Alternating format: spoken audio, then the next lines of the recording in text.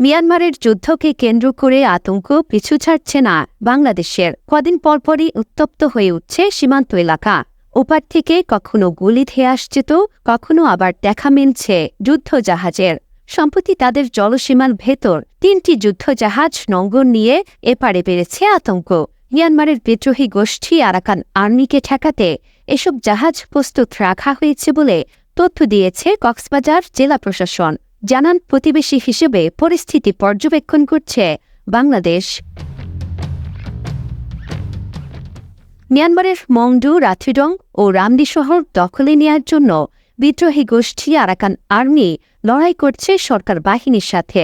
গোলাগুলির শব্দ আসছে টেকনাফ ও সেন্ট মার্টিনে।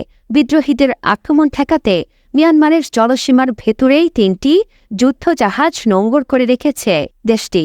একই জলসীমার ভেতরে অবস্থান নিয়েছে আরাকান আর্মিও। বাংলাদেশের জলসীমায় ডুবোচরের কারণে মিয়ানমারের জলসীমা ব্যবহার করে টেকনাফ থেকে সেন্ট মার্টিন যায় নৌযান। তবে বর্তমানে সেই পথ দিয়ে কোনো নৌযান গেলেই মিয়ানমার থেকে গুলি ছুটছে। এতে বন্ধ হয়ে গেছে টেকনাফ থেকে সেন্ট মার্টিনের ট্রলার ও স্পিডবোট চলাচল। যদিও কক্সবাজারের অতিরিক্ত জেলা ম্যাজিস্ট্রেট জানান, মিয়ানমার তাদের অভ্যন্তরীণ বিষয় নিয়ে ব্যস্ত। বাংলাদেশের প্রভাব থাকলেও কোনো ঝুঁকি নেই। তবে নাফ নদীতে নৌযান চলাচলে সতর্ক হওয়া জরুরি বলেও জানান এই কর্মকর্তা।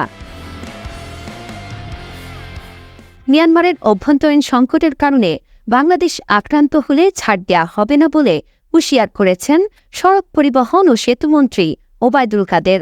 শুধু তাই নয়, বাংলাদেশ ও মিয়ানমার বর্ডারে উত্তেজনা সম্পর্কে বাংলাদেশ সেনাবাহিনীর প্রধান জেনারেল এস.এম. শফিউদ্দিন আহমেদ বলেছেন, আমাদের কথা একেবারে পরিষ্কার।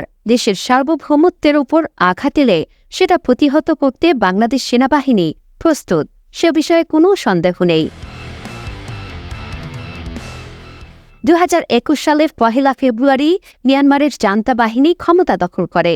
এরপর থেকে তাদের নিপীড়ন, নির্যাতন ও হামলায় অন্তত ৪,৫০০ বেসামরিক নাগরিক নিহত হয়েছে, বন্দী করা হয়েছে ২৫,০০০ মানুষকে।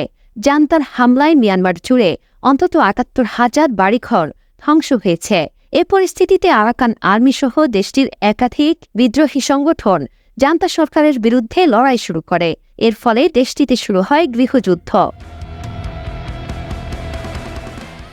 মিয়ানমারের রাখাইনের নিয়ন্ত্রণ নিয়ে দেশটির সরকারি বাহিনী ও বিদ্রোহী গোষ্ঠী আরাকান আর্মির মধ্যে গত ফেব্রুয়ারি মাস থেকে যুদ্ধ চলছে, যার আঁচ লেগেছে বাংলাদেশের সীমান্ত গ্রামগুলোতে।